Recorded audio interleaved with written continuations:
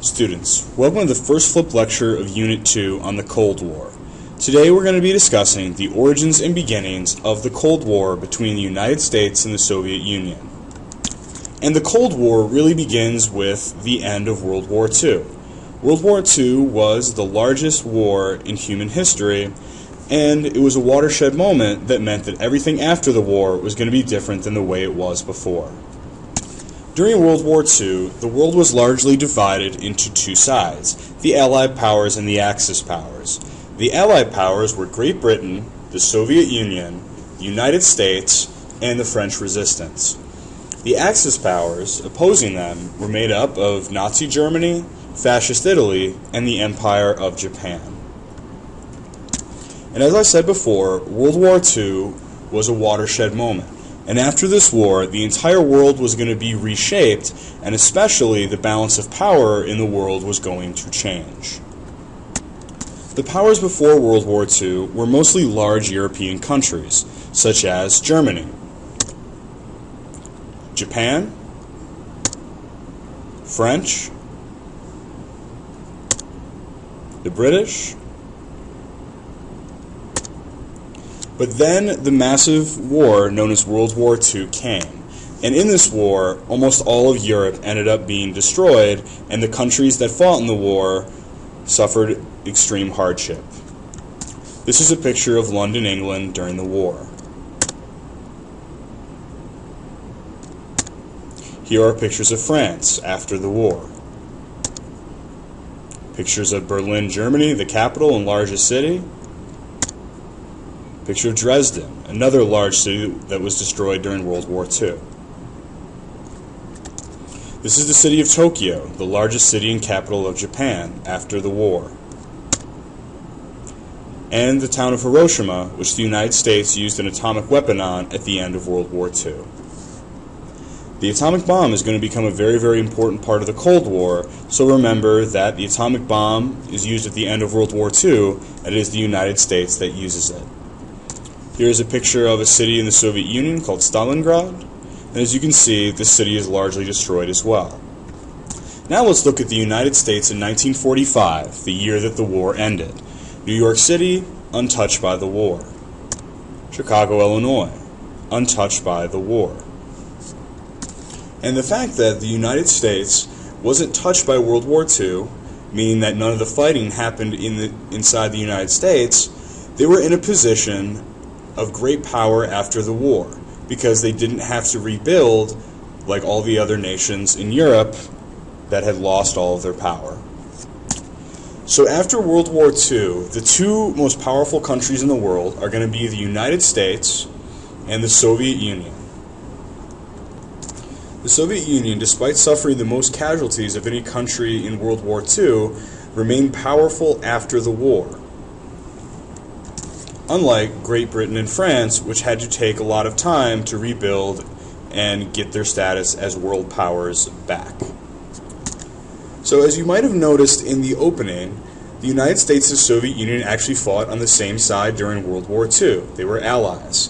In this photo you can see on the left Winston Churchill, the leader of Great Britain, in the middle Franklin Roosevelt, then President of the United States, and Joseph Stalin on the right, who is the leader of the Soviet Union during World War II and beyond.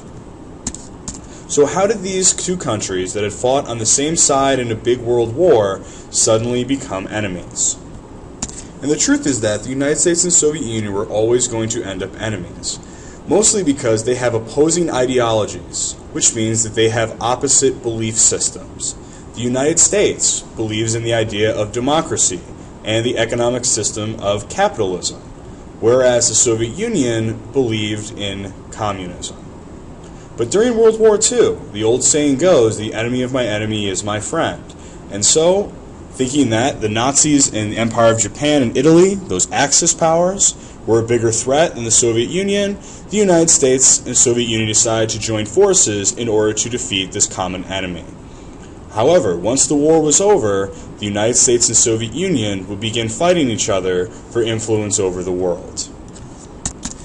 And if you want to point to a moment in history that is the origin of the Cold War, you can point to the Yalta Conference, which took place in February of 1945. At this conference, leaders from the United States, Great Britain, and the Soviet Union met up to talk about how the world was going to be reshaped after the war.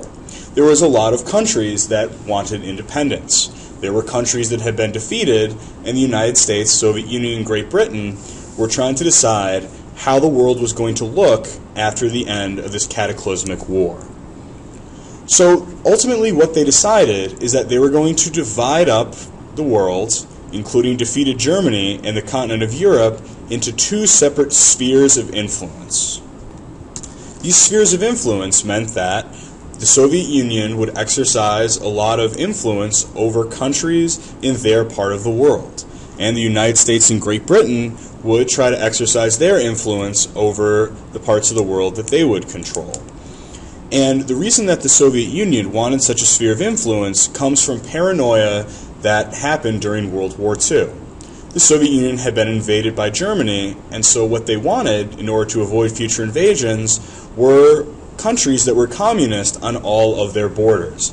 And so the Soviet Union basically said that they would do what they could to ensure that countries surrounding them would be communist. This world division is going to result in what Winston Churchill called the Iron Curtain. And this Iron Curtain became a symbol of the division between the Soviets and their communist-controlled governments and the rest of the world, which would be led by the United States. One important part of the Yalta Conference, which is going to come back up again, was that the country of Germany, which had been ruled by the Nazis, was going to be divided up between the United States, Great Britain, France, and the Soviet Union. As you can see on this map, they divided up the country into these different sections. What the United States, Great Britain, and France did was combine their zones together to make a country called West Germany, and the Soviet Union created a country called East Germany. However, just dividing up the country wasn't enough. The two sides also agreed to divide up the capital of Berlin. So what you had is a city in the middle of the Soviet-controlled Germany has a city where half of that city will be controlled by the United States and their allies. Keep in mind that this happened because it's going to come back up again later in the Cold War. Here is a map of the Iron Curtain and the Soviet sphere of influence. Everything that is basically shaded some form of red is part of the Soviet sphere of influence. As you can see, the Soviet Union itself does not extend all the way out. However, the Soviet Union had a lot of influence over communist governments in the countries of Poland, Czechoslovakia, Hungary, Yugoslavia, Romania, Bulgaria, Albania, as well as others. So as you can see, the Soviet Union controlled a lot of countries, which would give them great power. The other reason that the Soviet sphere of influence was called the Iron Curtain was that the Soviets were very, very secretive about what went on inside of these countries. They also were very careful to not allow American and other European influences into these countries. So here's another map so you can see the two spheres of influence. Everything that is shaded blue is a part of the United States sphere of influence. Everything shaded red is part of the Soviet Union sphere of influence. As you can see, these two spheres of influences make up a very, very large part of the world. So the big question at the end of World War II was this: what should the United States do about the Soviet Union? It was a very powerful country and a country that was hostile to the United States. So enter this guy. His name is George Kennan, and he was the chief United States diplomat to the Soviet Union. He spent many years studying the Soviet Union, and he was pretty much the expert in the United States on the country. So he came up with an idea about how to deal with the Soviets that would become known as containment. As you can see, there are chess pieces, one with the United States and one with the Soviet Union. That's because the metaphor for this policy has always been a game of chess. Let's talk about George Kennan's ideas a little bit further. Firstly, he published a telegram that he sent to the United States State Department, basically saying what he believed true about the Soviet Union and what they should do about it. So here are the sources of Soviet conduct. Basically, George Kennan trying to explain why the Soviets will do the things that they do. And here are his four main points. The first point is that the Soviet Union believes that they are always fighting against the idea of capitalism, and that the United States, as a capitalist country, can never exist peacefully with the Soviet Union, which is a communist country. George Kennan also said that the Soviet Union will always look to expand their influence, which means that they will always look to make more countries communist around the world. The third piece is that Kennan believed that the Soviet Union wouldn't look for a real war, but only look for smaller countries or opportunities where they could get a communist revolution to take over a country. So that's an important idea, that the Soviets don't really want to fight the United States. They just want to use other countries in order to fight these battles for them. And ultimately, Kennan says that the Soviet Union is afraid to allow influences from capitalist countries into the country. This means that the United States and their allies will not have any way to get their message going inside of the Soviet Union. And it also means that the Soviet Union will be paranoid whenever such influences are brought in. But Kennan said that the Soviet Union also had some weaknesses, and he identified three major weaknesses. The first was that he said that the country was sensitive to force, much more so than the United States. If confronted by a large force or pressure, that the Soviet Union would back down. That they didn't have as strong of resolve to stick to their guns and basically hold their ground as the United States. Kennan also said the Soviet Union was weakened because their country was unstable. It is a country that basically a lot of different people would vie for power in, and so he said that ultimately they're going to have trouble keeping unity within the country. He also said that another weakness is that the Soviet Union was run by a negative propaganda machine, meaning that control in the Soviet Union was largely based around the idea of propaganda, and furthermore, that the Soviet Union wasn't necessarily putting out positive messages about their country, but negative messages about other points of view.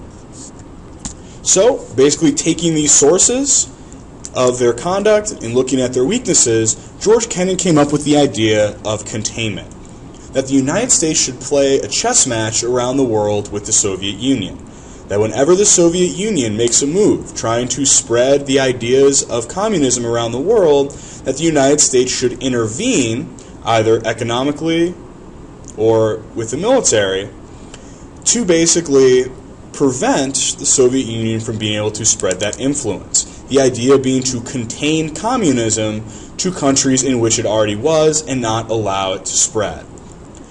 Hopefully you understand this idea of containment, because this is going to affect the United States throughout the entirety of the Cold War. And ultimately, why is it called the Cold War? The reason that this conflict will be called the Cold War is because the two countries, United States and Soviet Union, never actually fight each other. Because of the presence of atomic weapons, both countries understand that they would be destroyed if they attacked each other. So it becomes a psychological war. It becomes a war within the two countries that it is fought. A war which is better, the idea of communism or the idea of American-style democracy and capitalism. And then ultimately, this conflict would also be fought in other countries around the world in what are known as proxy wars. So, that is your introduction to the Cold War. Stay tuned, because the Cold War is about to pick up.